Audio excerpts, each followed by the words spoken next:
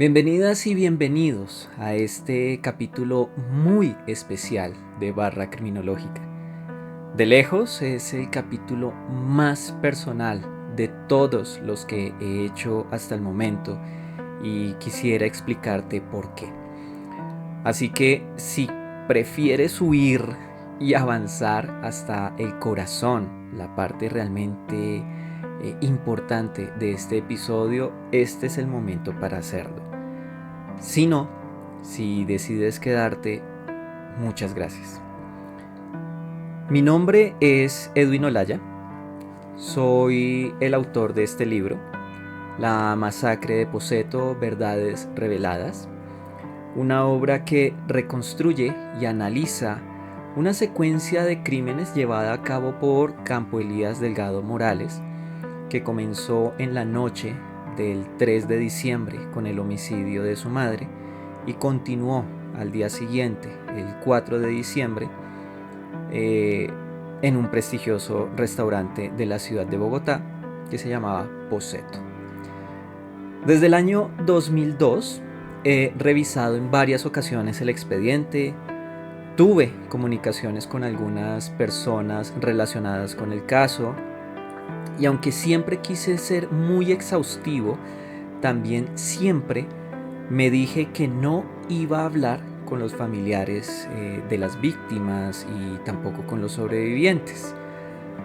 Durante poco más de 2 décadas me mantuve firme, terco, en mi postura. No soy quien para evocarles el que quizás fue el peor día de sus vidas. No quiero causarles más dolor del que ya experimentaron. Aunque siempre desde el respeto, asumí un rol protector fuera de lugar, un rol que no me correspondía, y de paso negué una verdad obvia que paradójicamente en mi trabajo era evidente. A veces las víctimas quieren y necesitan hablar. A veces lo único que desean es ser escuchadas. En este libro, en su parte final, hablé de las víctimas, hablé de la importancia de su recuerdo y de su legado, pero me quedé con la sensación de que faltaba, así que me puse manos a la obra. Hoy es 4 de diciembre de 2024. Se cumplen 38 años de lo que se denominó la masacre de Poseto, y con toda seguridad en noticieros, redes sociales, no faltarán las notas sobre la tragedia y obvio sobre Campo Elías Delgado, el por qué lo hizo, cómo murió, etc. Admito que durante años he sido parte de esa dinámica, eso sí, hablando desde la evidencia, desde la ciencia y desde el respeto por las víctimas. Este año pude hacer lo mismo, pero decidí que no. Hoy, Campo Elías y la masacre serán meros actores de reparto en este episodio, porque el protagonismo será de otros, de los que nadie habla. Me di a la tarea de buscar a familiares y sobrevivientes. Hubiera querido que fueran muchas más las historias que pudieras escuchar, pero no es sencillo por una infinidad de factores. Por ahora, tú vas a conocer 3. Estos relatos son sus memorias, son su forma de honrar sus propias vidas y las vidas de quienes ya no están. Sus relatos de alguna manera los libera un poco del yugo de ser una cifra y, claro, de estar siempre bajo la sombra de Campo Elías Delgado. Este episodio es también una forma de reconocer que me equivoqué, de corregir mi error, y espero que por todo lo que te he comentado lo recibas de la mejor manera, que le des espacio en tu cabeza y en tu corazón, que los escuches con atención, porque te puedo asegurar que en sus palabras hay verdades que olvidamos, reflexiones que pasamos por alto y que creo que en estos días frenéticos de corre-corre en los que vivimos es urgente que las tengamos presente. Dicho lo anterior, y para no alargarme más, quiero compartir contigo algo que encontré en un libro. Se titula Víctimas e Ilesos, ensayo sobre la resistencia ética. Lo escribió Olga Belmonte y estos párrafos resonaron mucho en mi cabeza a propósito de este episodio. Así que aquí van. A veces se le pide a las víctimas que olviden para poder seguir viviendo. Nuestra capacidad para acompañarlas en su herida nos lleva a querer quitarnos de delante el espectáculo de su sufrimiento. Les pedimos que olviden el pasado porque así podemos eludir nuestra responsabilidad en el presente. El relato de las víctimas no debería ser ocasión para opinar. No tiene sentido no estar de acuerdo con el sufrimiento del otro, cuestionar su dolor. Esto no significa que la víctima tenga toda la verdad sobre lo ocurrido. Ser víctima no legitima necesariamente las propias opiniones, pero el relato del propio sufrimiento no es una opinión. Abrirse al rostro del otro es reconocer la deuda que tenemos con él. En el caso de las víctimas, esta deuda pone en juego lo que queremos como sociedad y la democracia que queremos prometernos. La indolencia es una forma de indiferencia que llega a ser inmoral, pues desatiende a quien sufre. La posibilidad de seguir creyendo en el ser humano dependerá de que cada uno de nosotros y nosotras nos preguntemos qué estamos haciendo para combatir el odio, para evitar la deshumanización y reparar el dolor de las víctimas. La empatía es un antídoto contra la indolencia y la indiferencia.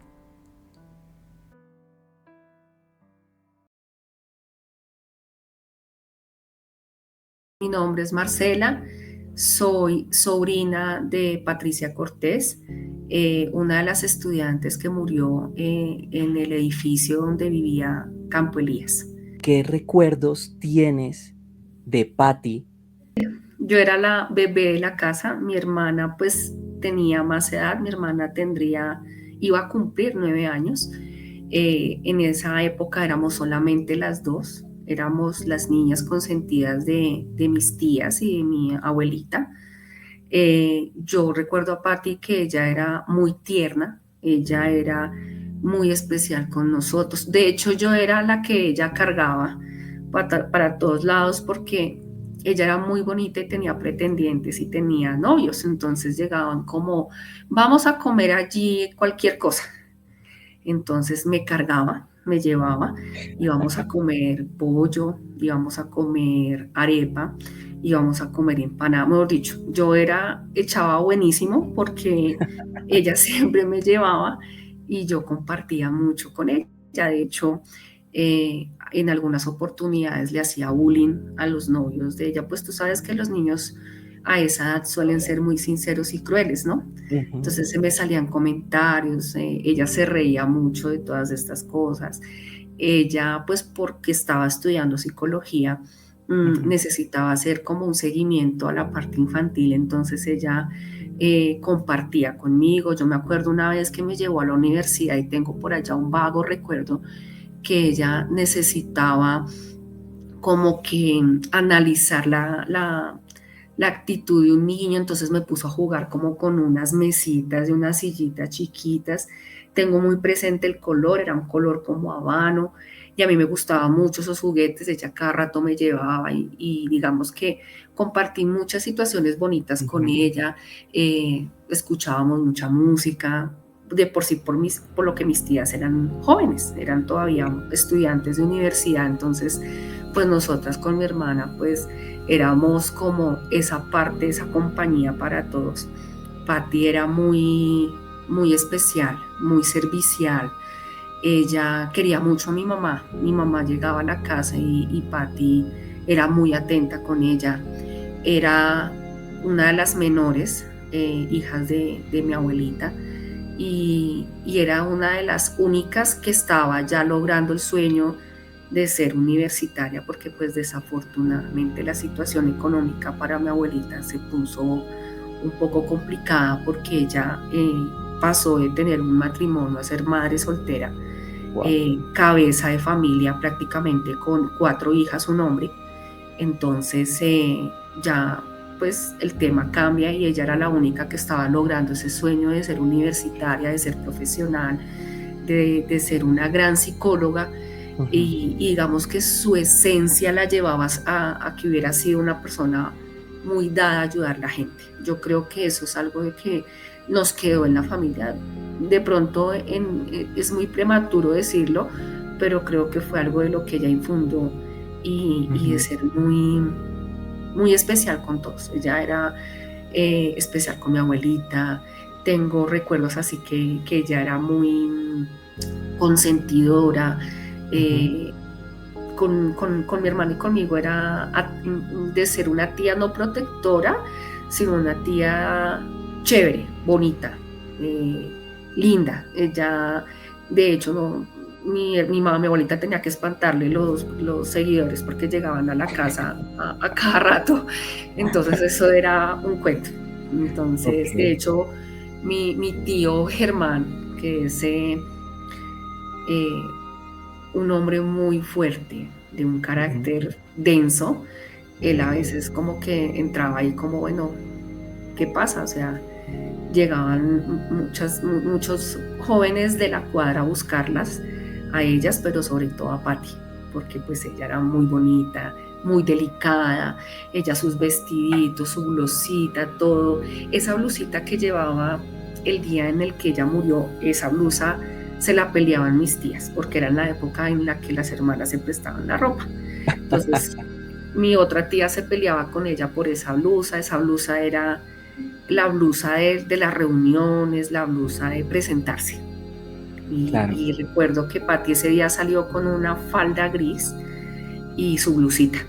Ujú. Entonces, y lo delgadita la hacía ver muy bonita. Patti era muy linda, hasta en su forma de hablar. Una mujer muy suave, muy tierna. Y digamos que esos recuerdos quedaron ahí, Claro. como uno siente que se cortó algo que de pronto, y la otra vez yo hablaba con mi mamá y yo decía que hubiese sido Patti ahora después de que tuvimos tantos, digamos que líos familiares por Ujú. muertes de algunas personas o complicaciones que siempre hay en la familia. Yo creo que Patti hubiera sido el pilar de muchas cosas en nuestra familia. Claro. Hubiese ella intervenido en muchos malos entendidos o en muchas discordias que se van creando por la convivencia, como en toda familia sucede.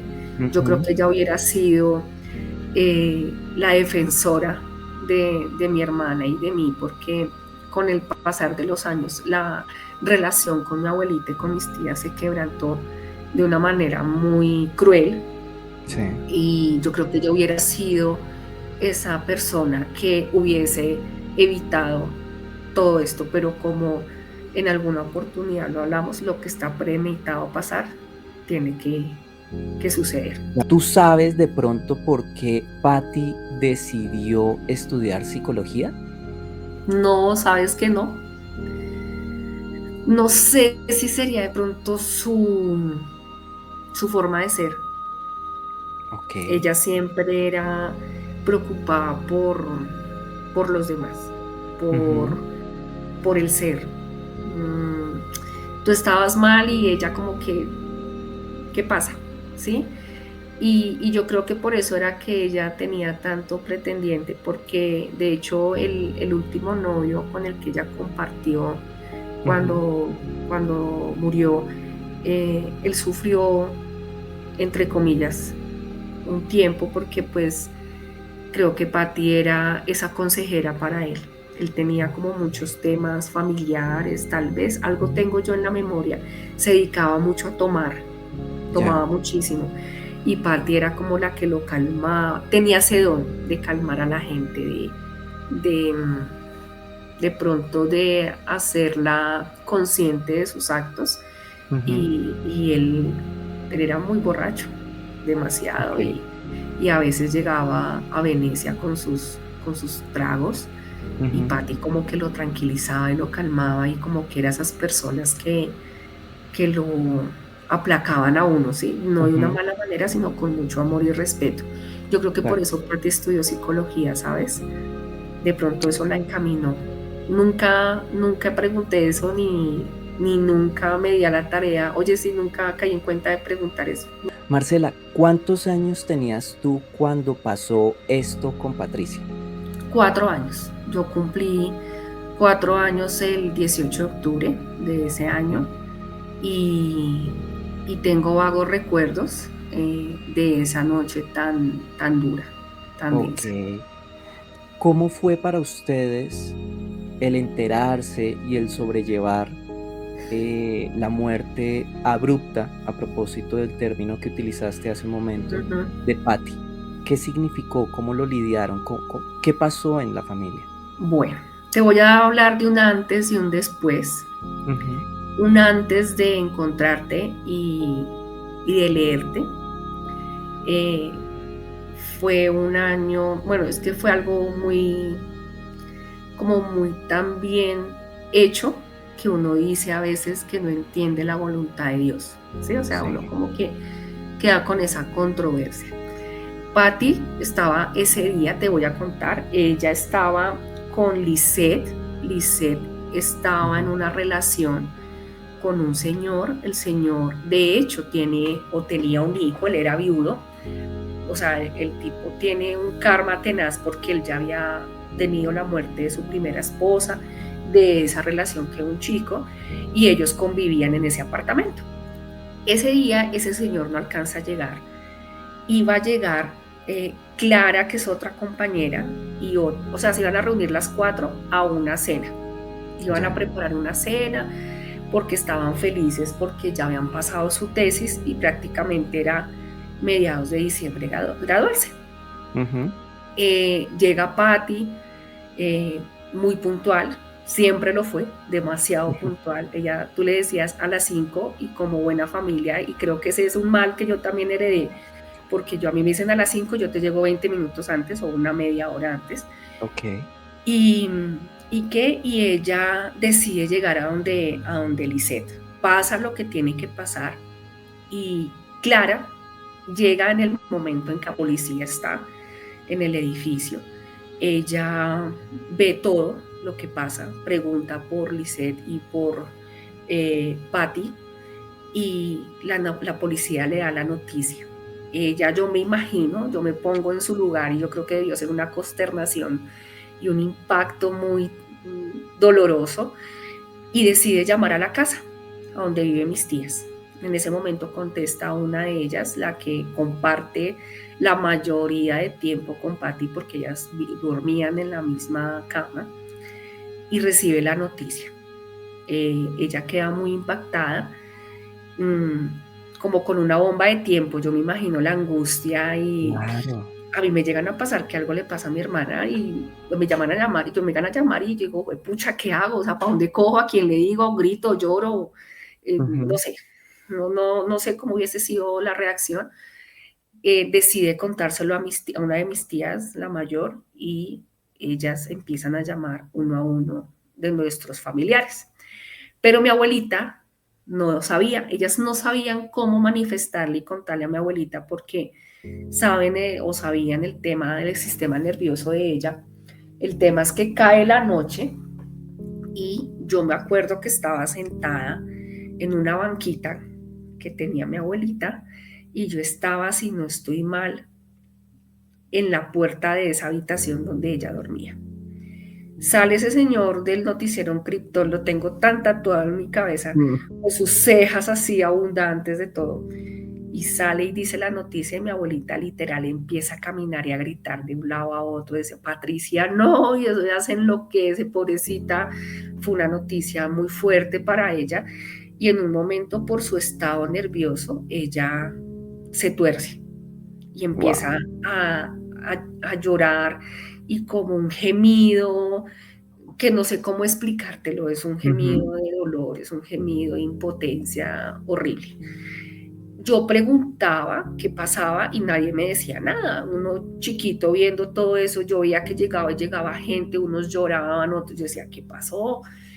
Y de hecho mi hermana también conmigo y nosotras decíamos, ¿qué pasó? Pero fue una sensación yo quedé con impacto esa noche de miedo, de dolor, de angustia, algo como un sentimiento acá tan feo, Edwin, de decir, Dios mío, es que no sé ni cómo describirlo, es un sentimiento de dolor y de miedo, totalmente de Sí. miedo. Empieza a transcurrir el tema. eh, y de hecho, con mi hermana, pues yo era más chiquita y pues era como más, ¿cómo decirlo yo?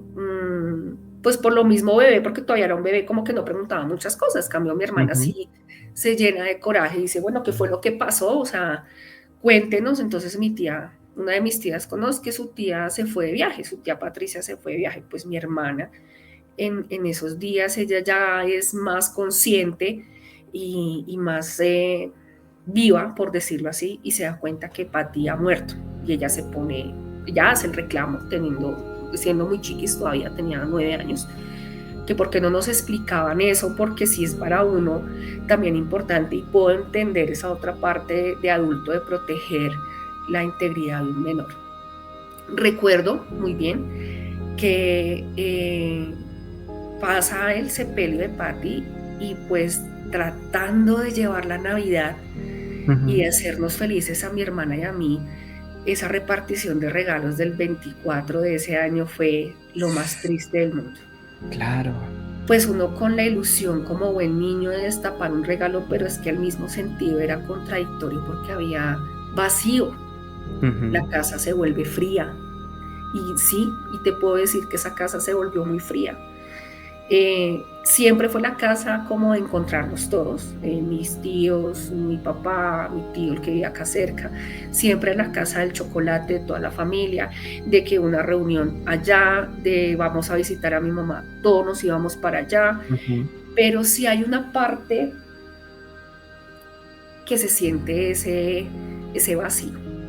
Por eso te digo que ahí, no te he hecho énfasis, mi abuelito manda o decide, no sé, dentro de su dolor, manda a hacer un cuadro del rostro de Patty y yo a ese cuadro le tenía pavor y yo creo que donde yo lo vea hoy, no puedo. Ese cuadro lo deciden colocar en la mitad entre la sala y el comedor, es una casa muy grande y es muy amplio, es grandísimo. Y siempre ese cuadro estaba ahí, pero es que no era lo mismo, no era la misma Claro. Navidad. Pues sí, uno con el pasar de los años puede reírse, puede vivir situaciones diferentes, pero pues el dolor de la manera en que le arrancan a uno un familiar de esa forma no es fácil. Por Eh, supuesto. Uno va creciendo, Edwin, y ya empieza a ser más consciente de las situaciones. Yo ya a cierta edad me cuentan qué fue lo que pasó y a mí nunca desde la edad más o menos de unos 10 años me cuentan qué fue lo que pasó. De hecho, mi hermana la que me cuenta, mi hermana me aterriza porque Ujú.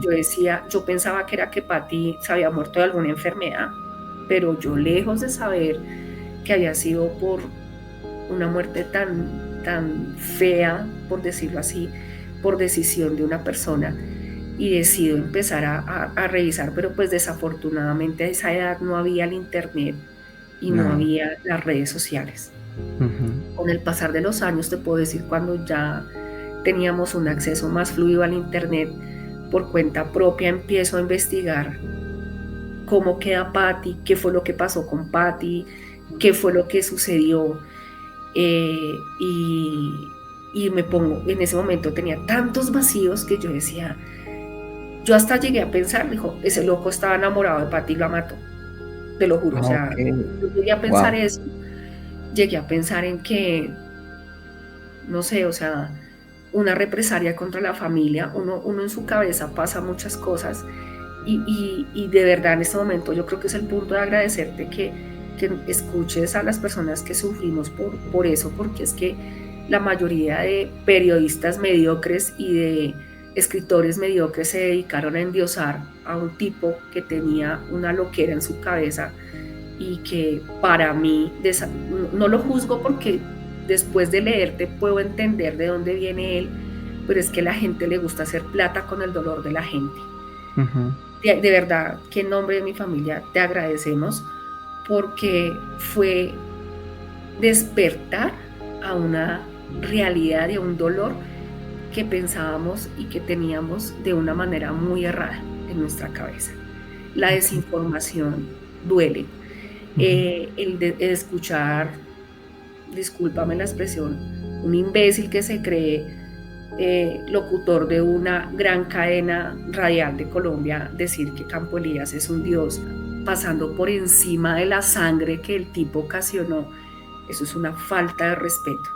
De mi parte te agradezco, Devin, porque de verdad fue muy bonito leerte y puedo decir que cambió mi perspectiva. El antes de fue doloroso, el antes de era miedo. Yo salía con Ujú. miedo. De hecho, en la familia siempre quedamos como, usted llega y me llama y me avisa cómo llegó. Que tú sabes que la mayoría de la familia se despide y chao, y nos vemos otro día. Siempre quedó eso. Con Ujú. el pasar del tiempo, pues pues en la casa de mi abuelita tratábamos de celebrar la Navidad, pasaban situaciones, pero siempre hacía falta Patty. Claro. Siempre recordábamos la situación y uno trata de no hacer memoria, pero pues es que es tan difícil no hacerla en un país tan sangriento como lo es Colombia. Y, y no dejar, uno quisiera no recordarlo. Y por ahí alguna vez leí que la celebración para mí no es una celebración, o sea, por Dios, ¿dónde está lo que nosotros desde este lado vivimos? Digamos que esto a mí me dejó como enseñanza a ser un poco más fuerte Ujú. mentalmente, porque es que las redes lo joden a uno.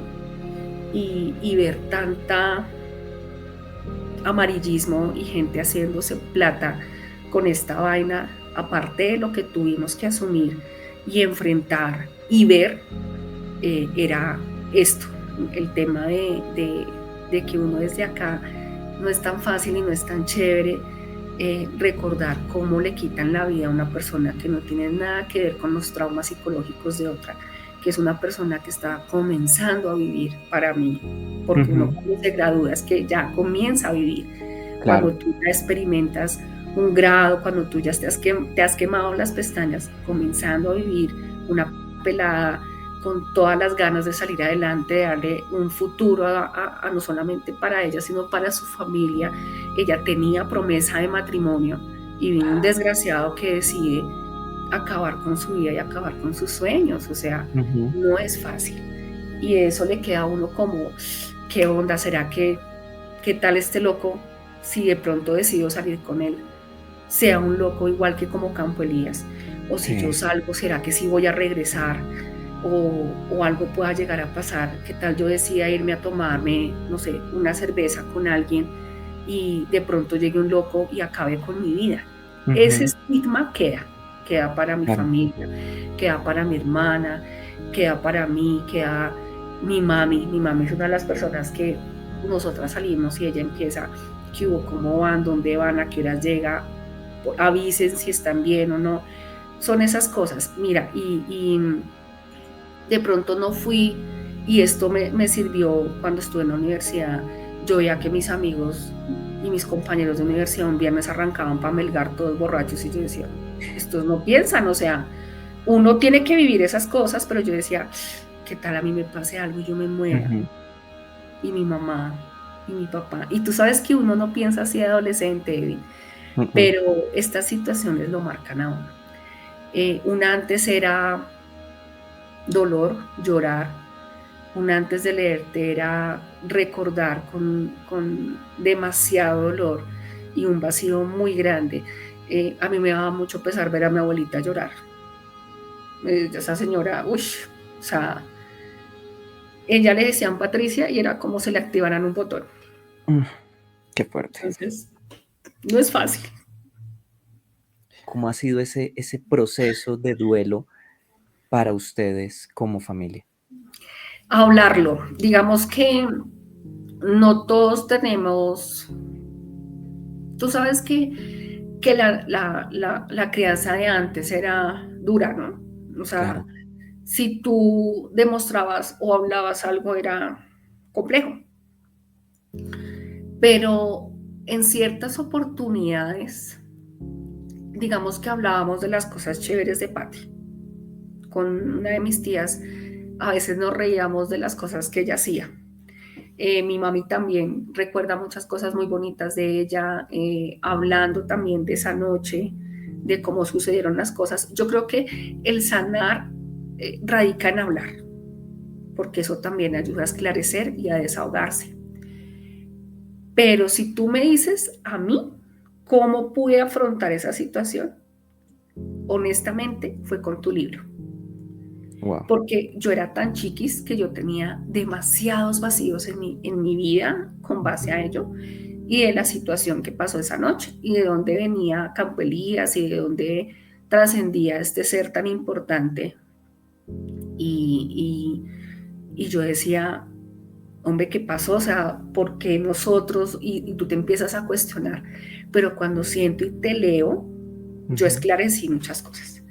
¿Por qué? Porque es que cada vez que le conmemoran la masacre del Poseto, hablan de la masacre del restaurante, pero no hacen énfasis en lo que pasó desde horas de la mañana hasta ujú, prácticamente al mediodía, que es cuando muere Patty y mm, su amiga. Y nadie pone como en contexto esa situación, sino solo hablan del restaurante, pero no son acordes a lo que sucedió en todo este día. Y yo creo que la manera más bonita que pudimos haberlo afrontado como familia fue haber hablado de lo que cada uno hizo esa noche. De hecho, ahí digamos que mi hermana también me contextualiza en estos días de otra situación que yo también desconocía y cada uno es como si todo hubiese cuadrado, como cuando tú coges un rompecabezas y lo empiezas a armar y claro. todo tan predeterminado, todo tan esto, que yo de verdad ahora entiendo por qué nosotros somos así, tan Ujú, desconfiados, tan no se le abre el apartamento, la puerta de nuestro hogar a cualquier persona. De hecho, por eso mi papá decide mandar a colocar de esos ojitos en las puertas del ajá, un apartamento, ojo de porque nuestra seguridad ahí. puerta, y la cambia, porque nuestra puerta era en madera y ahorita es de aluminio. Entonces Ujú, manda a colocar el huequito para poder ver quién timbra, todo. Entonces mira que eso lo marca uno claro. porque pues mis padres trabajaban todo el día y mi hermana y yo quedábamos en ciertas horas solas, ¿sí? Mm, Y por eso también él decide tomar esta medida. Cada uno habla, cada ujú, uno dice, yo hice, dije, sentí, lloré, días posteriores me pasó, ¿sí? Y como que eso ayuda. Pero si tú me dices a nivel familiar, yo creo que en el nombre de mis tías, puedo decir que ellas no han podido sanar, no han podido, digamos que pasar esta situación tan dolorosa por parte de este lado, de las sobrinas que fuimos llegando, y creo que eran parte sanados, pero no deja de doler, no deja de ser un estigma para la familia. claro, Cuando claro, decido claro. leerte, cuando decido leerte, salí de tantas dudas y como de ese peso que tenía en mi pecho y en mi corazón y pude entender que desafortunadamente hay una voluntad llámese la voluntad de Dios, otras personas lo llamarán de otra manera, yo digo que fue la voluntad de Dios, y así como Él nos trae, también nos llama.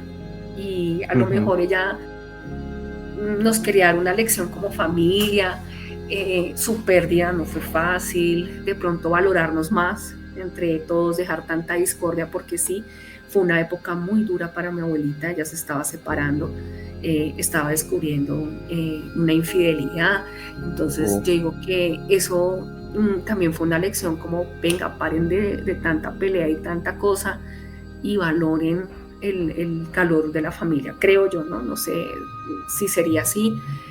Cada uno sana de una manera muy diferente o cada uno así es, decide si carga el dolor, ¿sí? claro.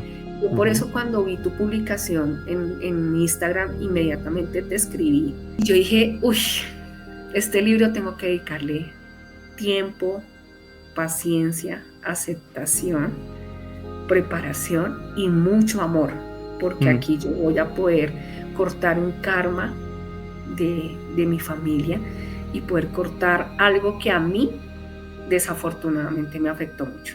Entonces yo claro, creo que cada uno sana y decide sanar, ¿no? Porque pues sí, si es a una mí me decisión. gusta el dolor, de hecho nosotros hace muchos, de hecho mi abuelita murió hace 3, 4 años más o menos, y ella murió, desafortunadamente no la pudimos enterrar cerca donde está Patty Ujú. y mi otro tío, pero desde ahí yo no soy de visitar cementerios y a mí de pequeña se me obligaban a ir, pero yo considero que para mí la imagen más bonita fue el legado que dejó Patty, su esencia, su, su forma oye, no tienes para comer, ven y yo te ayudo. Y en parte nosotras con mi hermana tenemos eso, mi hermana y yo Ujú. hemos sido muy serviciales a muchas personas. Oye, estás mal, ¿qué te pasa? Venga, le doy la mano. Pati Claro. tenía eso, yo creo que eso fue el legado y lo digo con mucho amor y con mucho honor, que no todas las personas tenemos esa manera que pese a que nos hagan daño, estemos ahí para ayudar. ¿Cuál es el mejor recuerdo que guardas de Patty? Ese que, mejor dicho, se mantiene lo más estable posible en el tiempo y que dices, este es mi tesoro. Cuando iba con ella a todos lados, yo era la Sí. bebé de ella. O sea, Ujú. a mi hermana, pues mi hermana vivía más acá con mis padres, yo vivía más allá, más en Venecia, porque tenía unas complicaciones de salud que necesitaba tener más cuidado. Mi hermana sí estaba más acá en el apartamento con mis padres, pero era en que ella no salía si no me llevaba. Llegaba al que llegara, caminé a comer pollo. Y es más, te voy a contar una incidencia de chiquita. Yo le decía, abuelita, me voy a comer palo con Pati. Y es que el palo era el palillo. Entonces yo después de comer cogía el palillo para jugar. Entonces, digamos que era eso, el compartir con ella, el salir, en sentirme protegida por ella, Ujú. el tiempo que ella me dedicaba para jugar conmigo. Yo no sé ella por qué se sentaba o me llevaba a sus prácticas de psicología Ujú. y me ponía a jugar. Recuerdo que alguien, no sé si fue Clara o Diana, alguna de ellas, eh, me acuerdo que me llevaron a un cuarto, un cuarto muy lindo, lleno de muchos juguetes, y Patty estaba ahí y Patty protegiéndome, pero pues era como un análisis psicológico, no sé si es que querían ver la actitud de un niño cuando juega o no sé, Ah, la verdad no sé bien. qué estarían haciendo, pero esa era parte de su tesis. Y eso era el recuerdo que más lindo tengo de Patty, que siempre Ujú. conmigo era el juego, la diversión, el carisma, ay, no te afanes que si pasó algo nos levantamos, era eso. Ujú. Sí, o sea, Ok. eso es lo que yo guardo de Patty y guardo de Patty la ternura, su, su forma de ser tan dulce, o sea, tan mujer, tan linda, algo que todavía a mí de pronto se me dificulta porque yo tengo mi figura masculina más desarrollada, Ujú. y cambio Pati, no, ella Pati era más dulce.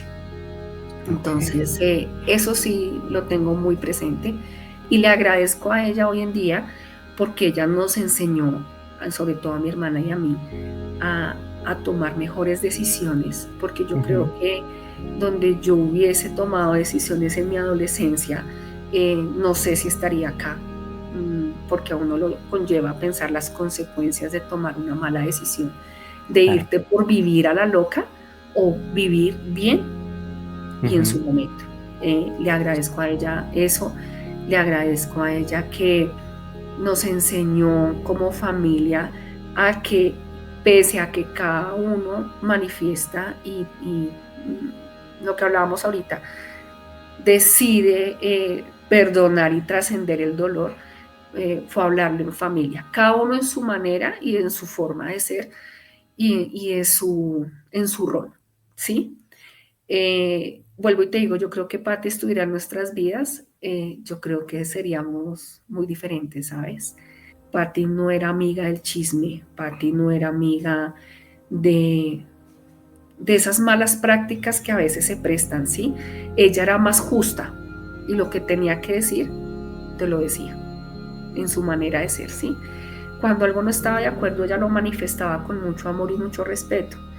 Eso es algo que carecemos, bueno, que todavía he aprendido a manejarlo y a tenerlo, pero nos hace falta mucho al ser humano. Decirte, oye, no me gusta tal cosa. Creo que ella es una mujer maravillosa. Claro Para que mí lo sí. sigue siendo. Lo fue, lo es y lo seguirá siendo porque vive en el corazón de quienes la amaron y la seguirán amando. Y a propósito de eso, Marce, ¿cómo te gustaría que se recuerde a estas personas, a estas hermanas, tías, padres, primos, compañeros de trabajo que ya no están, o incluso a estas personas que sobrevivieron a todo lo que hizo Campo Elías? ¿Cómo debería ser nuestra memoria con estas personas?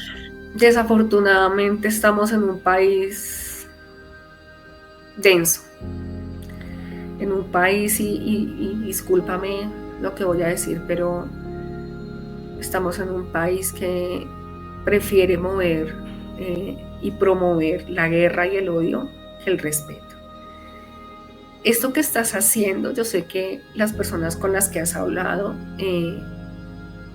es de agradecerte, porque has procurado no solamente hacer una investigación por un loco que tuvo muchas cosas en su vida, sino darnos la oportunidad después de, van a ser 38 años que pasa esta situación que nadie había hablado. De verdad, yo creo que lo que estás haciendo es el reconocimiento que hubiéramos querido hace mucho tiempo, que es el respeto. El respeto porque cada uno salió y no regresó. El respeto porque dejó familias. El respeto porque dejó padres, madres, hermanos, sobrinos, hijos, esposos, novios. El respeto porque se llevaron mucha gente con muchos sueños y metas. Y eso nadie lo ha visto. Mm,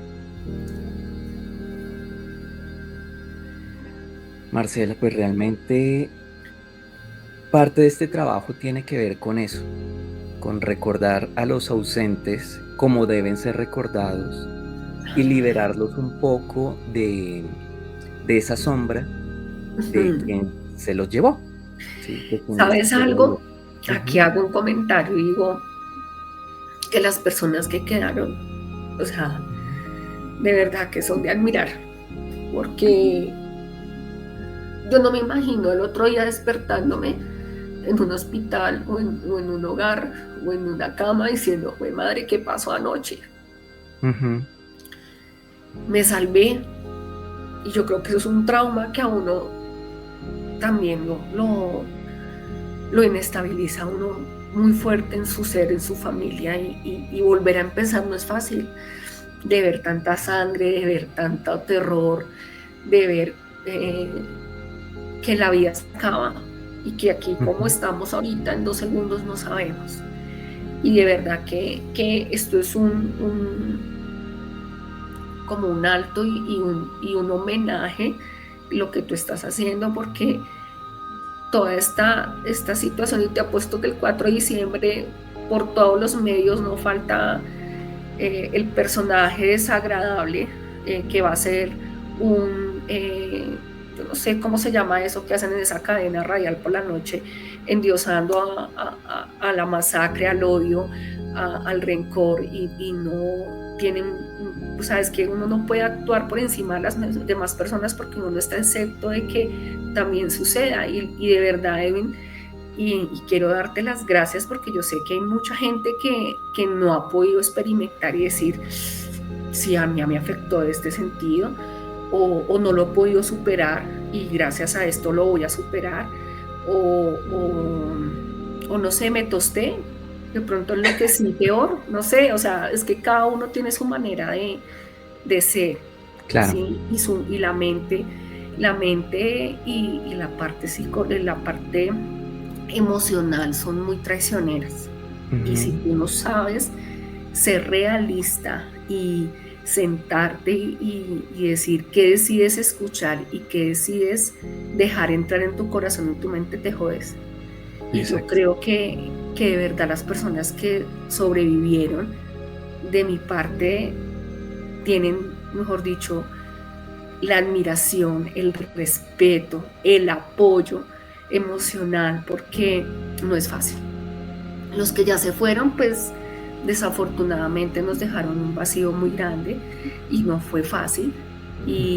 y ha sido de muchos años. Y yo creo que esto, pese a que ya ha sanado, no es fácil y no va a ser fácil, pero eres el único en este país que de verdad se interesó por la realidad, no por cuentos o pajazos mentales que se hayan querido inventar más de uno para escribirlos en un libro y ganar protagonismo, porque nadie se atreve a investigar. Y tuve la fortuna de leer, te digo, y eso que yo leo, y he leído uno que otro libro, por lo que pues te cuento, eh, Ujú. para la lectura soy un poquito mala, empiezo a leer y me duermo, pero tú me atrapaste con el libro. Tú nos estás ayudando a trascender. Y eso de verdad, Edwin, no se compara con nada. A mí me pueden venir a traer cualquier escritor de 5 pelos que lleva 50 años escribiendo un libro al posete y no se lo voy a creer. Porque de verdad, este libro, de hecho te he hecho mucha propaganda con mis amigas, este libro es precioso. Tiene muchas cosas fuertes, sí. Lo que te digo es una fortaleza muy grande mentalmente el que se atreva a leerlo, pero tiene la verdad. Y eso es lo que nos hacía falta a nosotros, las víctimas, la verdad. Y de verdad, muchas gracias, Edwin. Todo esto nos enseña a aceptar, a soltar y a querernos un poco más. La única manera de sanar es el amor, porque si infundimos odio, jodidos todos. La única manera de poder aceptar las cosas es siendo uno resiliente con consigo mismo y aceptar que todos los seres humanos somos diferentes y que si yo me cargo de odio o de rencor, la única persona perjudicada soy yo misma. Dorly Rivera Barrera. Facturar, atender al cliente, tomar reservaciones. Y como Ok. allá se vendía pasta, pues a facturar también la pasta cruda. Lo gratificaban a uno, ¿sí? Sí. Era bueno, el pago era bueno y el trato también. Pues de compañerismo, de unión, porque todo iba ligado, ¿sí? Sí. Del portero, sí, portero, la cajera, la hostel, el metre, el Ujú. bar, todo iba ligado. Yo tengo una fotografía donde estábamos celebrando como, bueno, algo, allá cada nada celebraban el Día de la Madre, para el amor y la amistad, y siempre nos hacían una cena para despedir el año. Entonces Sí. tengo la foto. Ahí Ahí estamos está, todos en el ahí set. está todo el equipo o algunos del Sí, equipo del sí, restaurante. sí, unos eh, celebrando, no sé si sería el cumpleaños de alguien, porque estábamos ahí la mayoría. Sí. en el segundo piso, que era muy hermoso ese segundo piso. Como 25, 30 personas, por lo que eran 2 turnos. Sí. Era desde las 8 de la mañana hasta las 12, 1, hasta que se fuera el último cliente. ¿Cuándo dejó de trabajar en Poseto? Yo salí en el 2010, 12 años, 14 años. Pues esa noche yo estaba en la recepción, en la caja, porque ahí pues era donde se facturaba y todo. Y estaba con una compañera porque en la época de diciembre allá había mucho trabajo, había muchas reservas por los grados, despedidas de empresa, harto movimiento, sí. Allá cabían 300 personas. Entonces estaba con una compañera y cuando ese día había un partido Colombia-Brasil, y entonces no había tanto público esa noche. El sorbo griego, porque a mí me tocaba también colocar la música, y esa noche estaba sonando esa canción. A las 9:04 de la noche, entonces pidieron la cuenta de una mesa que estaba cerca a la mesa donde estaba Campo Elías. Sí. Y entonces era la mesa 21, que era una mesa para 6 personas, ¿no? Entonces, él al ver tal vez de que ya se le iban a ir esos clientes, ahí mismo se paró a dispararles a esas personas. Sí, inclusive don Exeomo, esa noche le tomó el pedido y yo no sé, lo llamó y le dijo que acá les toca trabajar muy duro. Entonces dijo, sí, dice, ¿y si les pagan bien? Y él le dijo que sí. Y volteó y mientras llegó al bife, el tipo empezó a disparar, ¿no? Ya. Entonces, por allá se metieron al baño y todo. Él lo dijo así, de que él lo atendía fijo, y otro mesero también le dijo, tráigame otro vodka, porque él nunca tomaba, él siempre comía pasta con Coca-Cola. Ya. Pero ese día le dio por tomar vodka con jugo de naranja. Entonces empezó a pedir, tráigame un vodka, y lo pagaba de una vez. Inclusive yo tengo los billetes de 20,000 pesos con que nos pagaba. ¿En serio? ¿Esa reliquia usted la tiene? Sí, yo los tengo guardados. Le he dado a alguien especial uno. Sí. Y sí, como 2 billetes de esos. Ese es uno de los billetes con los que pagó Campo Elías Delgado. Sí, la cuenta, eso estaban nuevecitos. Pues ya se formó el caos ahí porque todo el mundo corría a buscar la salida. Las personas, pues los empleados todos salieron a esconderse porque sabían para dónde iban, ¿no?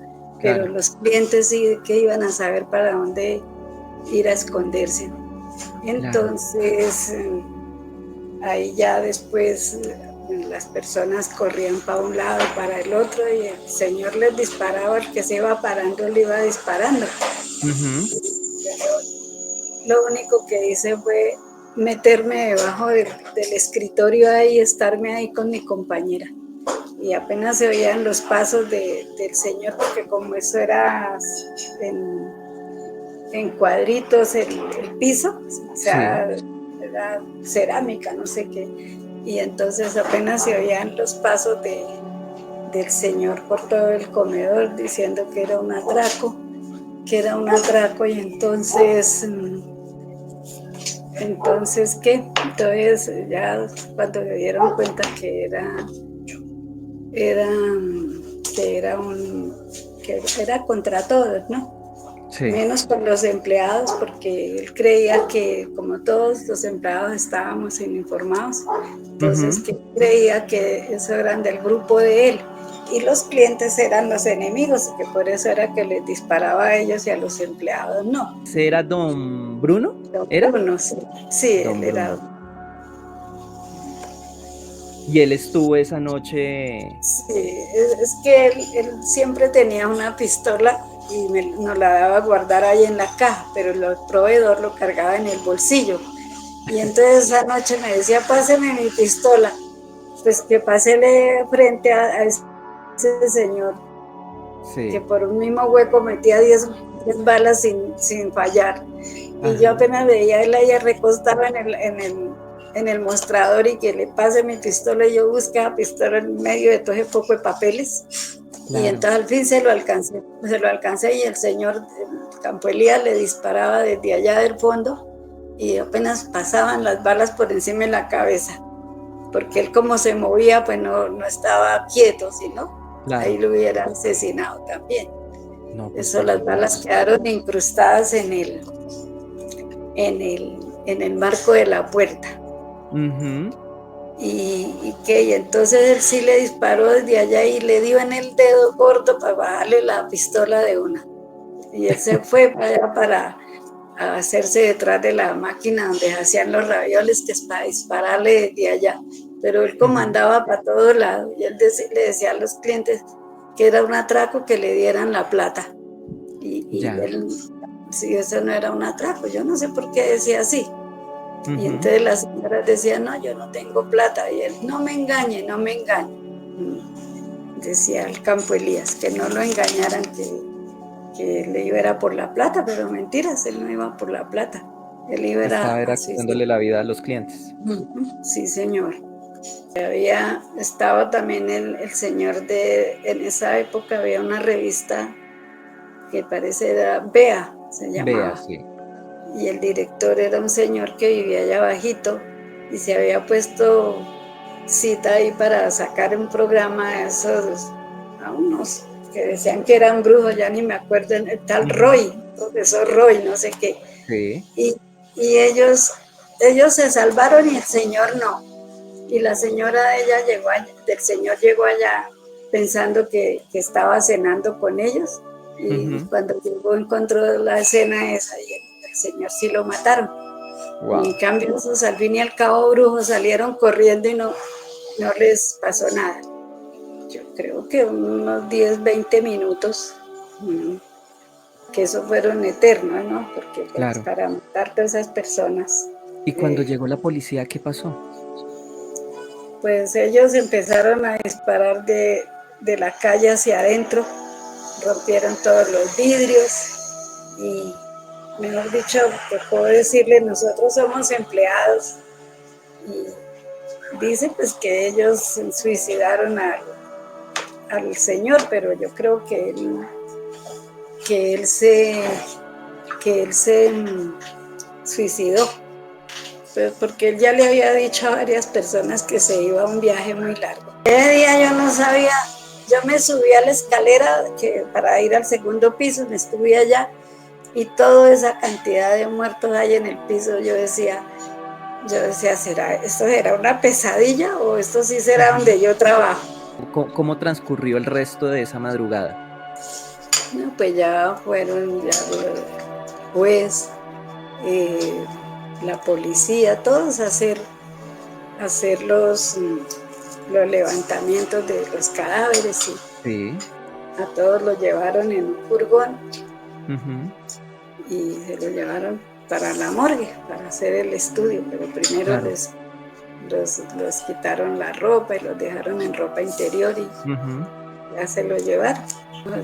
Mi compañera salió por allá a la casa siguiente, yo me quedé ahí a esperar que un compañero de un amigo de mi hermano, trabajaba en la funeraria Cristo Rey que quedaba en la séptima, como con 50 por ahí. Sí. Y entonces él me dijo que no me fuera a ir, sino que me esperara que el amigo de mi hermano me llevaba en carro para la casa. Sí. Y yo creía que iba a ir en el carro Renault 4 que él tenía. Y yo veía una coche fúnebre que paseaba por toda la séptima. Yo creía que iban a ofrecerle los servicios a los familiares de los fallecidos. Y Sí. cuando me di cuenta es que el señor me dice que si yo era la hermana de Hernando, yo le dije, sí señor, porque Dios, que me mandaron a llevarla. Y me Wow. llevaron en coche fúnebre para la casa y a los muertos en un furgón, Bueno, sentada encima de un ataúd que llevaban por allá para otro difunto. vea pues. ¿Los policías cómo se comportaron con ustedes? ¿Qué No les hay nada. decían? A mí no me decían nada, yo apenas tenía la llave del cajón de la caja, porque en esa época pues era más, o sea, más común de tener una caja de madera, ¿no? Sí. Ahí, y echarle candado y yo tenía un zapatico, una bota que me habían regalado y eso se la llevaron y toda una botica chiquita de llavero. Todo eso se llevaron, sí. Eso, se sabe que en esas cosas la gente aprovecha y por lo menos a los difuntos las cosas se las llevaron ellos y a la juez, o sea, después ellos le dijeron a los familiares que todas las pertenencias habían quedado en el restaurante. Entonces eso no fue así, ellos se llevaron todo y a la juez la dejaron para votar en la 45 con 13, según dicen, y ella fue la que dijo no, en el restaurante no se quedó nada, eso lo llevaron ellos, todo se perdió. Y cuando nos llevaron allá a la estación de, no sé, al F2, yo no me acuerdo ni a dónde diablo fue, a la sexta con Caracas. Sí. Y entonces la juez que me interrogó me dijo, ay, ¿usted no vio un reloj de, no sé, Rolex, no sé qué, de oro que tenía un paciente, un comensal? Le dije yo, mire mi señora, en ese momento yo no vi ni el del restaurante que medía como 1 metro, que era el de marcar las tarjetas entrada y salida. O sea, como queriéndole decir a uno que si uno había ido, ¿usted cree que uno con qué moral va a ir a quitarle una cosa a muerto? Claro. Ellos que ya están acostumbrados, como le dije que a mí, yo estaba por allá en el campo, me fui, me mandaron un telegrama que tenía un Marconi, bueno, ese era el que reemplazaba al WhatsApp, ¿no? que tenían que presentarme si no me mandaban a traer detenida. Esa fue o sea, como la calma para la recompensa, ¿no? La recompensa, sí. ¿Cómo fue el regreso al restaurante después de todo lo que había pasado? Pues siempre pues con nervios, ¿no? Porque llegaba mucha gente a mirar como, pues, a curiosear ahí, ¿no? Y pues poco a poco los clientes fueron volviendo, pero eso olía mucho a pegante porque ya no consiguieron el piso que había, entonces les tocó entapetar y eso olía a pegante. Yo fui el 7 de diciembre, me llamaron que si quería ir a atender el teléfono, ¿no? Y a decir que cuando iba a haber servicio y que querían domicilios, entonces uno les mandaba los domicilios, mientras que arreglaban y todo. Y yo fui, pero eso fue terrible. Yo cada vez que sonaba un volador casi quedaba sentada. Y ya después, ya abrieron común y corriente cuando terminaron de entapetar y de organizar todo. Pues uno que era el barman, ese renunció porque se impactó mucho. Sí. A mí me dijeron que si quería irme a vacaciones o que si quería irme a la Piaceta a trabajar allá. Entonces yo dije que no, porque me tocaba pagar doble transporte y más lejos y todo. Yo dije, no, yo me quedo acá. Al fin y al cabo, ¿qué se puede hacer? Pero sí era horrible, era que las mismas personas lo llamaban a uno a decirle que querían una ensalada de sesos con ojos y bueno, horrible. Sí, la gente es terrible. Y en esa época era tenaz y ahora pues me imagino que sería peor porque ahora las comunicaciones hay el WhatsApp y de todo, entonces... Pero sí, en esa época le decían a uno todas esas cosas y le decían a uno que si estaba Campo Elías, que no sé qué. Yo siempre les decía, acabo de salir para su casa. ¿Cómo fue salir de todo este momento crítico que usted vivió? ¿Cómo hizo para salir adelante, señora Dolly? Pues lo que pasa es que mi hijo estaba pequeñito y yo pues me enfocaba era en cuidarlo a él y estar, o sea, hacer como, o sea, en esa época no era tanta cosa de que el psicólogo, el psiquiatra y no sé qué, ni siquiera el psicólogo fuimos. comienzo uno se soñaba con todos los muertos y que alguien de la familia estaba entre esas personas, y como los Wow. acostaron todos en el piso en hilera, pues Ujú. entonces uno vio eso, entonces uno decía no, se despertaba pensando que estaba allá, pero por lo menos a mí me afectaba mucho la carga laboral, ¿sí? Y Ok. yo salía a vacaciones y por lo menos a los 3 días ya estaba con alguna enfermedad, sí, porque ya de lo que uno soltaba esa presión, es que para contestar 10 líneas telefónicas y domicilios y todo, pues era pesado. Claro. Yo siempre he pensado que uno para morirse no necesita sino estar vivo, ¿no? Sí. Entonces, pues no, ya estaba acostumbrada a andar de noche, ver tantas cosas, sí, pues para mí no sé, pues sí, nervios, ¿no? Ujú. Nervios de llegar al trabajo. Hay veces llegaba algún cliente con una sombrilla, un paraguas debajo del brazo y yo pensaba que era que llevaban un arma ahí debajo del brazo. Wow. Claro, Sí, claro. sí, pero del resto no fue tan complicado, sí, para mí.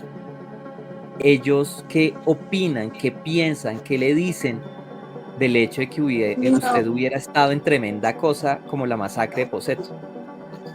pues dicen, "Ah, pues mi mamá es valiente, dice, yo no hubiera vuelto por allá". Entonces le dije, pero yo no puedo, o sea, el hijo mayor, ¿no? Sí. Porque es mayor y también es mayor del ejército. Entonces él dice, no, mi mamá, yo no hubiera vuelto por allá, mami. Le digo, sí, ¿con quién los iba a mantener? Las O sea, obligaciones a veces llevan a eso. sí, yo por lo menos, eh, yo no tengo títulos de nada, ¿sí? El Ujú. bachillerato y no más. Sí. Entonces, ya en la universidad de la vida que he aprendido no muchas cosas, Ujú. pero yo sí le decía, no, papito, yo no me salgo de allá porque yo con un bachillerato no, no me reciben en ninguna otra parte y no me van a pagar lo que me pagan acá. Mm. Claro. Y para qué, el sueldo era bueno, pues era pesado el trabajo, pero le pagaban a uno puntual y todo. Mm. Ujú. Era una Y buena oportunidad en cualquier sí, caso. le daban a uno bonificaciones en abril por la secretaria, en mayo por la mamá, en septiembre por el amor y amistad, y, y en diciembre la ancheta, y si habían buenas ventas, bonificación. Ujú. Entonces eso todo uno valoraba eso, ¿sí? Claro. Si era un contrato a término definido, no sino indefinido, no Indefinido. como ahora que son 6 meses y vayas. Sí. Y después ya lo asustaban a uno. ¿Eso es cierto, señora Sí, Dolly? Porque hay sí, muchos sí. que hablan de experiencias paranormales en el restaurante. Ujú. Bueno, usted que Sí, trabajó allá, ¿sí asustaban o no asustaban? sí, sí, señor. Allá ya generalmente cuando ya íbamos a salir a las 12 de la noche o 1 de la madrugada. Y entonces una noche estaba yo ahí vistiéndome, le digo el cuartico y el baño, de pronto empezó a salir agua hartísima, ¿no? Y yo Sí. pensaba que era alguno de los compañeros que había entrado a ese baño, porque ese baño era para clientes y los del personal estaban por allá al fondo y en el segundo piso. Y entonces yo empezaba a llamar a la compañera que era del horno y yo le decía, Alice, Alice, y no me contestaba nadie. Entonces yo salí del cuartico y me entré al baño y la llave estaba abierta, pero no había nadie. Sí, Wow. sí, Pero ese tipo de fenómenos empezaron después de ese diciembre del 86 o desde antes ya pasaban no, yo, cosas pero extrañas. no, yo que antes no sabía, no, yo nunca sentí nada. Allá había un piano, que el patrón Ujú. había llevado ese piano que de cola, no sé qué, y estaba uno ahí cuando de pronto se oía sonar, empezaba a sonar el piano. ¿Quién lo tocaría? ¿Quién sabe? Y Quién sabe además porque no como, había nadie. ujú, sí, hartas cosas. Una madrugada salimos como a la 1:30 de la madrugada y ahí en el parqueadero, ay, al pie de los pinitos esos, Ujú. había un señor como de 2 metros de alto, pálido y vestido de negro. Todos nos miramos, o sea, todos lo miramos tal vez y nos miramos entre sí y arrancamos a correr. Y cuando llegamos al otro lado de la séptima, volteamos a mirar y por ahí no había nadie. Guau. O sea, cosas extrañas sí sucedieron Sí, entonces. sí, claro. Otra noche yo estaba estábamos saliendo cuando empezaron, la puerta de allá tenía, no sé si todavía estará la puerta, era cuadritos y cuadritos de vidrio, ¿no? Ujú. Y entonces empezaron a golpearme con una moneda que a ver si le abría, ¿no? Yo dije, ¿ahora quién se quedó encerrado? Como a veces uno se iba y empezaban a llamarlo a uno por la ventana, que se metían para allá al baño y no salían. Y entonces yo salí y me puse a mirar así, con las manos, a mirar para adentro y para ahí no había nadie y todos salimos a correr. Sí, el bar, cada nada, por allá se rodaban los vasos, sacudían los platos de las mantequillas. Y yo siempre decía, no me van a dejar sola ni por el chiras. Y a Campo Elías, ¿usted lo había visto antes? ¿Lo había Sí, tratado de alguna manera? ¿Cómo fue eso? lo había visto el domingo anterior. Inclusive salió y tenía una mirada como rara. Yo, ay, señor, quién sabe qué le Ujú. pasaría. Salió mirándome mal. Sí, Usted, señor. habiéndolo vivido, habiendo escuchado tantas cosas, habiendo incluso conversado con sus compañeros, ¿cuál cree, cuál piensa usted que fue la razón por la cual Campo Elías desató tremendo periplo homicida ese 4 de diciembre del 86? Pues yo pienso que por lo que estuvo en la guerra Ujú, del Vietnam y también porque él tuvo problemas desde niño con la mamá y el papá, ¿no? ujú, Que según dicen, porque a uno no le consta, pero los comentarios que hacían era que el papá se había suicidado, que por culpa de la mamá. No se sabe sí, si será verdad. ujú, Sí. Y, y él le cogió odio a la mamá y, o sea, ya era un problema como psicológico desde la niñez, ¿no? claro, Y luego van y lo llevan a una guerra, ujú, pues, pues dicen pues de que él siempre se soñaba era que estaba por allá, ese día precisamente porque, bueno, desde el día anterior, porque el día anterior como a la 1 de la tarde fue que fue a la Alhambra y asesinó a las amigas de la mamá. ujú, ujú, Y al otro día, porque ya fue a la alcoba donde habitaba la mamá, le prendió candela, le sí, envolvió el periódico y luego que salía por todos los pisos del edificio a golpear que se le estaba quemando el apartamento y la ujú, gente salía a ayudarle y resultaba que las asesinaba. claro. Mm. ¿Qué opina de la novela de Mario Mendoza? Pues, ¿cómo decirle ahí? Yo no sé, no, pues contó como una historia, ¿no? Muchas, o sea, cómo era el señor y todo, ¿no? Porque tal vez Sí, ellos fueron compañeros de universidad, ¿no? ajá, sí, es Sí. cierto. Entonces me imagino que, pues contó el relato ahí, pero pues hay muchas cosas que no, pues las tienen que cambiar, ¿no? Claro, claro, es parte de la Sí, creación artística. sí, señor. Sí, okey. Sí. Usted, como una de las sobrevivientes, como una de las personas que vio lo que sucedió y que pudo continuar con su vida, consolidó una familia, ¿qué le diría? ¿Qué palabras le concedería usted a esas personas que se meten a Internet a buscar datos sobre una tragedia? Pues, pues que, o sea, la recomendación sería era que cuiden las personas, los niños, con tanta cosa que hay ahora, ¿no? Sí. Y yo me imagino que después de la pandemia hay mucha gente con problemas psicológicos, ¿no? Ujú. ¿Usted qué Sí. opina de lo que pasó al final con el restaurante?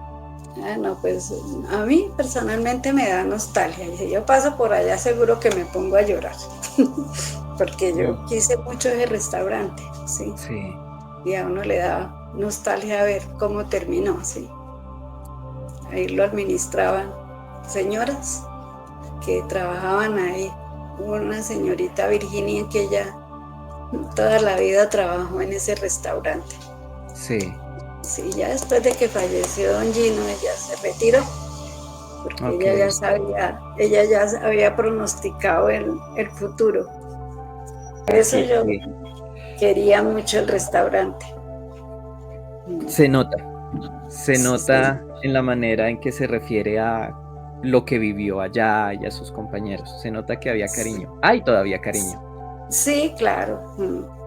Qué día que presentaron un documental por ahí, lo mostraban por dentro, uy, no, qué pesado.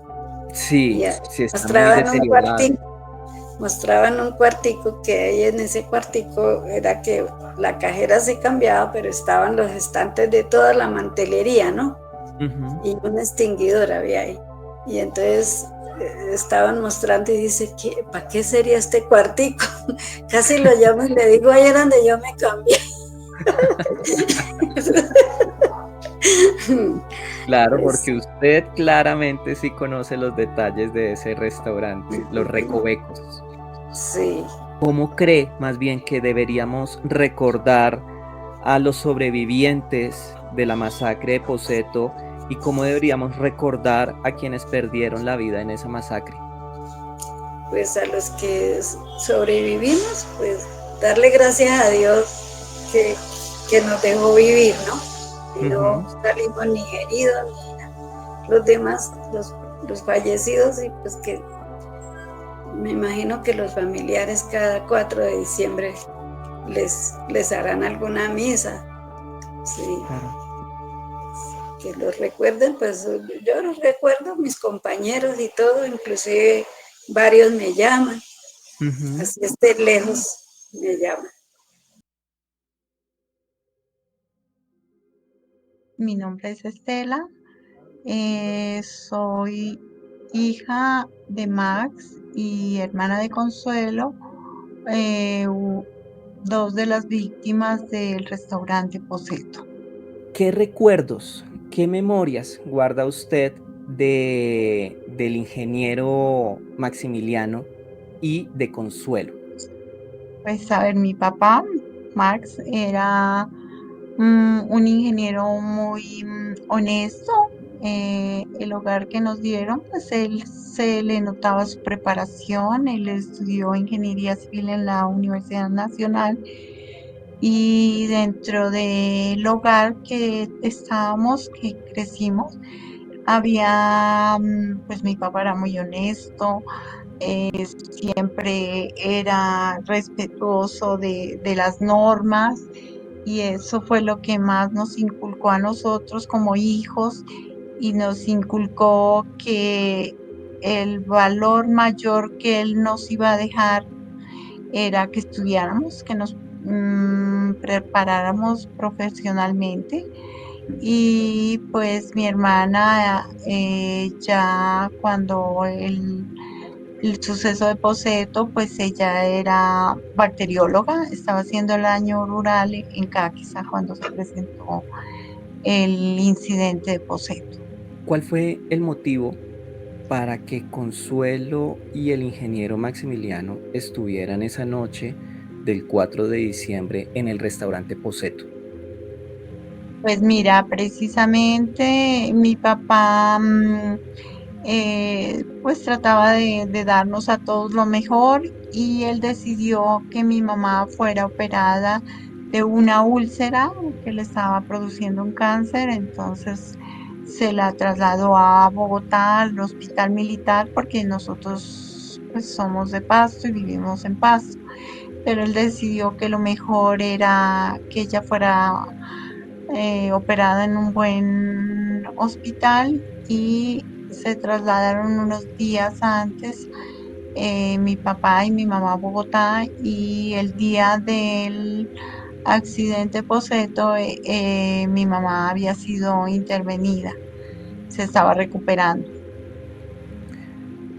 ¿Cómo fue para usted esa noche, ya cuando pasa todo, cuando Campo Elías sí llevó a cabo esta tremenda tragedia? Pues mira, yo realmente estaba en el hospital con ellos.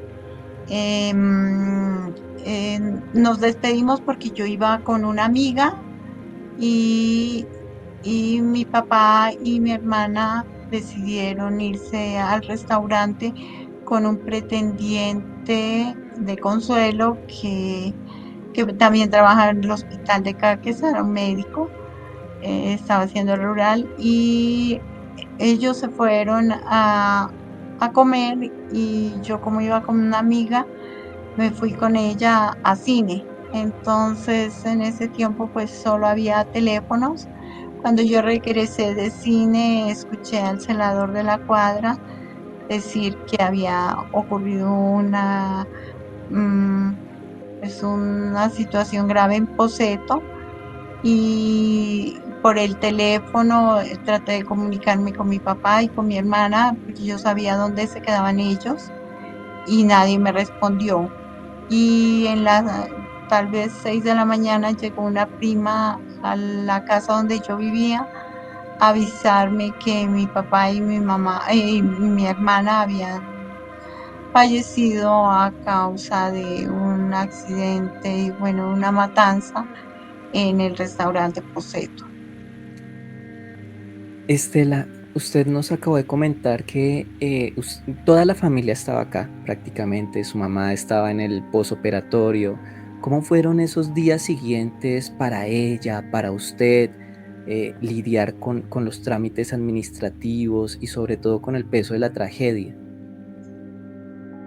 Pues mira, fue bastante difícil, pero la familia, pues mi papá tenía un hermano abogado y él se puso a hacer todos los trámites de medicina legal y mientras tanto, pues nosotros fuimos a acompañar a mi mamá porque ella pues era la pérdida de su esposo y su Ujú, hija. claro. Entonces, nos tocó más bien la familia rodear a mi mamá y como estaba en un estado delicado, pues acompañarla a ella más que todo. Ujú. Y para usted, ¿qué significó perder al ingeniero Max, a la Claro, hermana? imagínate. ¿Cómo fue eso? Fue bastante duro porque para mí él era mi apoyo, era pues la imagen de un padre que siempre, pues uno quiere identificarse con él más que él era ingeniero civil y yo también seguí la carrera que él hizo. Desde pequeña yo me identificaba mucho con mi papá, pues, porque te cuento que manejamos como la misma tendencia en cuanto a que nos gustaban los números, las matemáticas, él me ayudaba. Vale, Entonces fue muy duro porque él para mí era todo. claro, muy Ajá. difícil. ¿Cuántos años tenía en ese momento, Estela? Yo tenía 15 y mi hermana tenía 23. Era muy joven, Estela, para ese momento.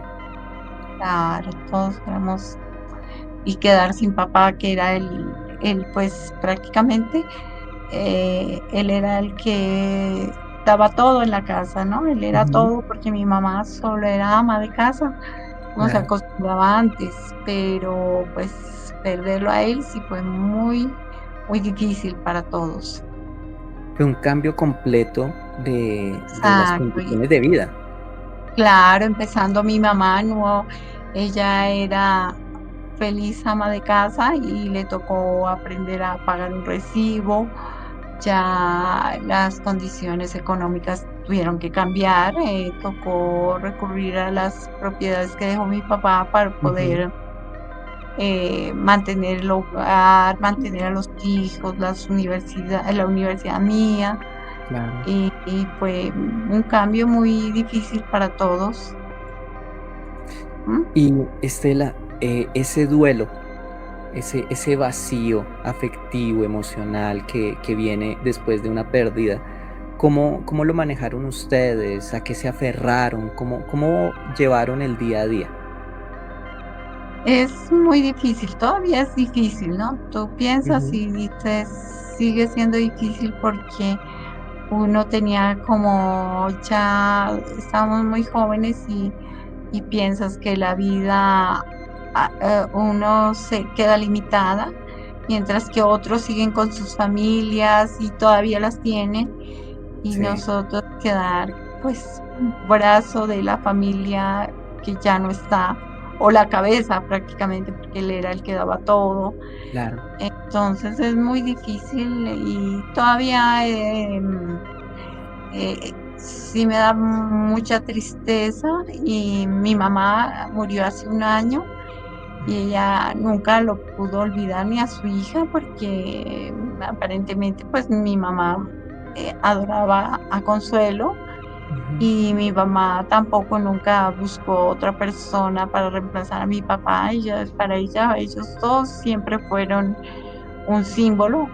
Lo que sí yo, pues por mi forma de ser, no trato de, o sea, no leer muchos recortes de periódico. Mi mamá guardó todo un historial de eso, pero mi forma de ser me hace que pues me aleje un poco de esas cosas para no hacerme daño.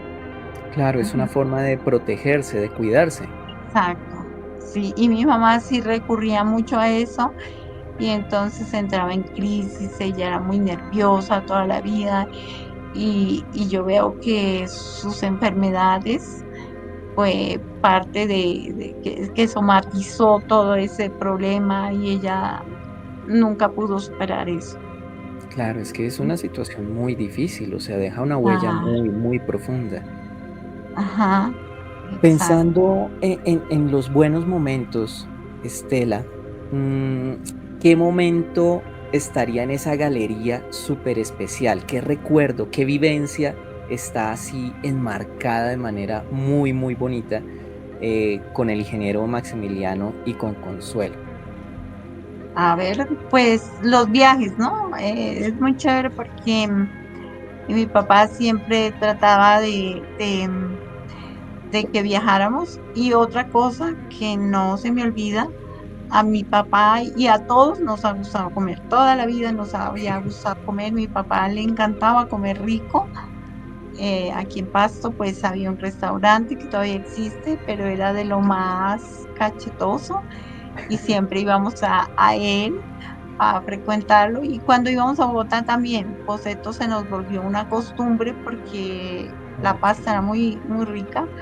sí, Entonces, Poseto era, o sea, era que no se podía evitar cada vez que mi papá iba o yo iba o Consuelo.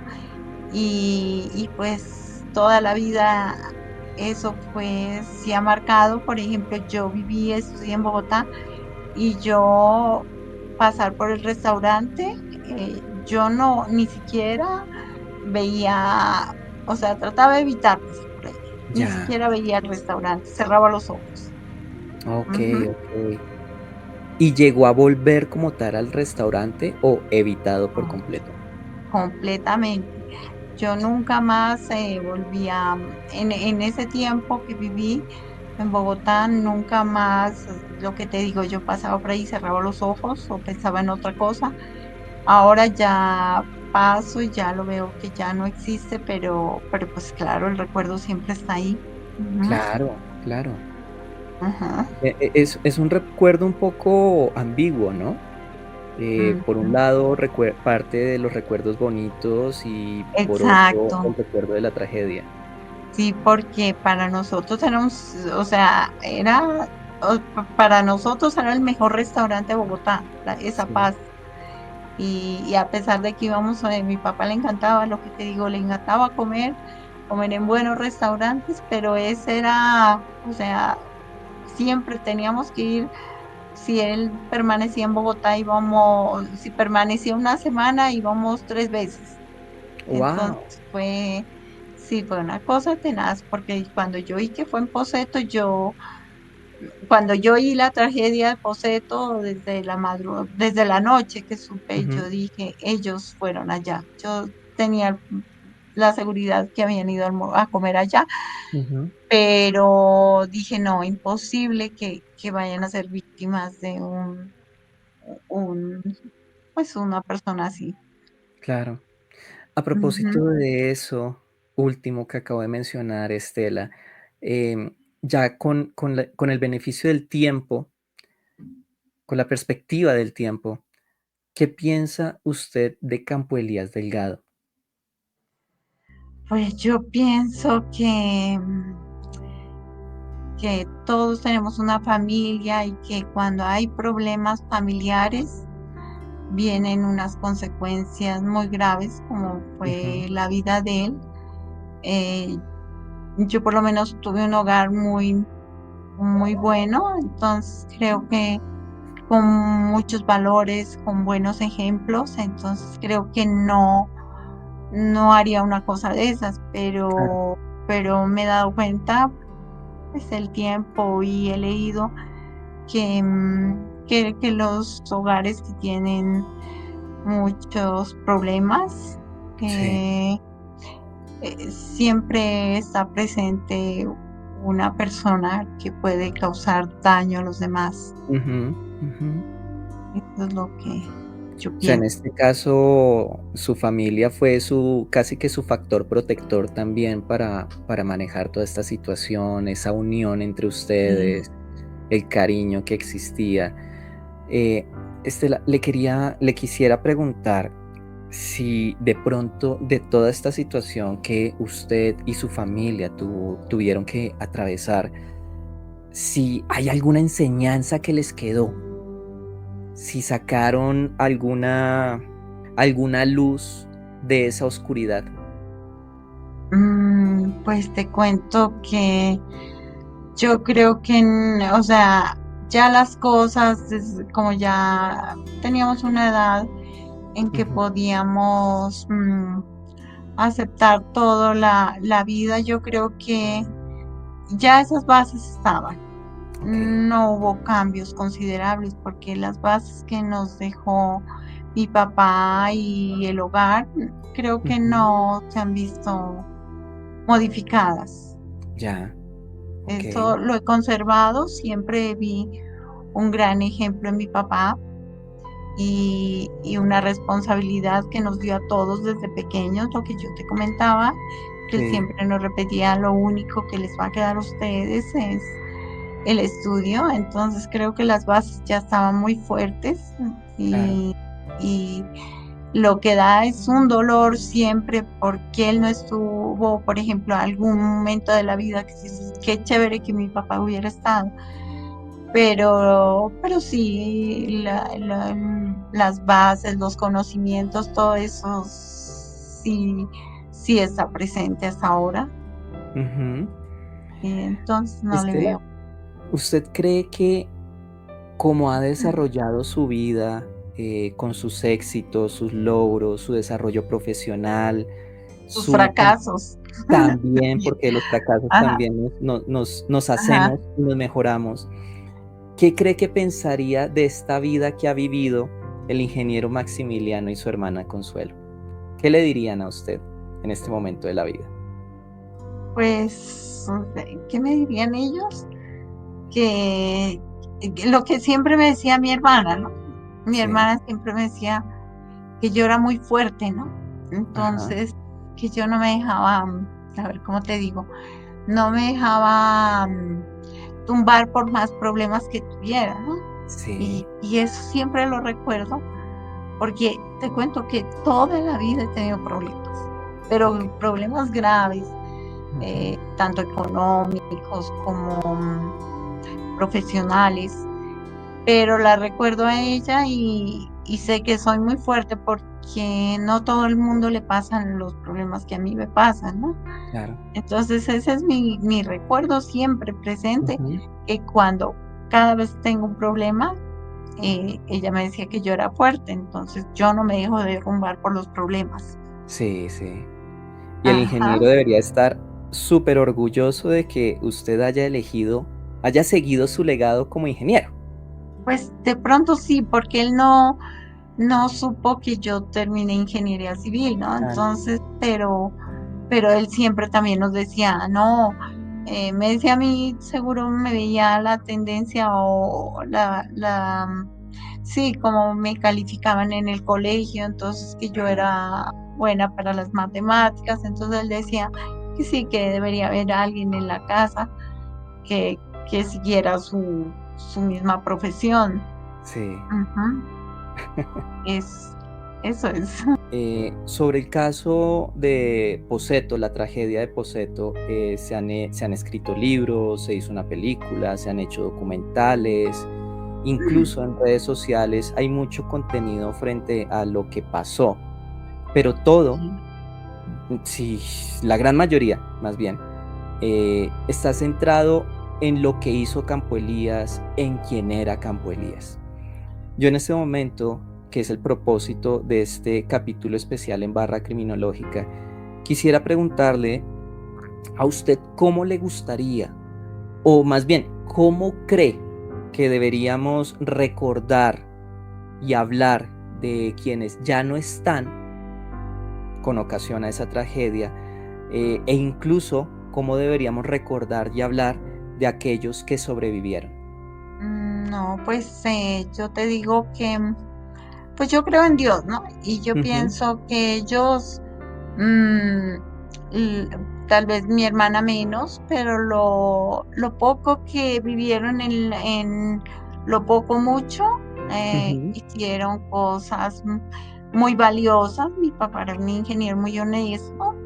Mi hermana también era una profesional que le gustaba esmerarse, que se preocupaba por las cosas, que no,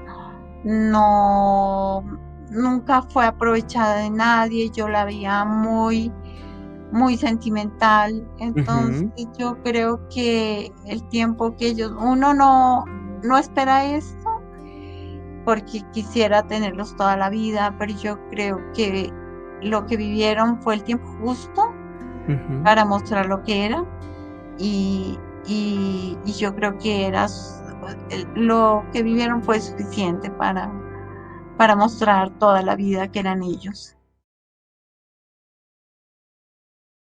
A Marcela, a Dolly, a Estela, gracias. Gracias por abrir su corazón y por compartir sus memorias con nosotros.